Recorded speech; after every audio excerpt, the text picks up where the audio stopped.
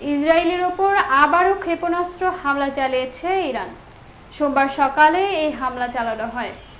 Operation true promise 3 নামের প্রতিশোধ অভিযানের অংশ হিসেবে এ নিয়ে 21 দফায় ইসরায়েলের হামলা চালালো তেহরান। ইরানের রাষ্ট্রীয় সংবাদ মাধ্যম মেহের নিউজ জানায়, ইসরায়েল কোনো প্রকার উস্কানি ছাড়াই গত 13 জুন ইরানে হামলা চালায়। ওই হামলায় পরমাণু সামরিক ও আবাসিক এলাকায় ব্যাপক ক্ষয়ক্ষতি হয়। প্রাণ হারান 400-এর বেশি ইরানি নাগরিক, যাদের মধ্যে ছিলেন উচ্চপদস্থ সেনা কর্মকর্তা ও পরমাণু বিজ্ঞানী।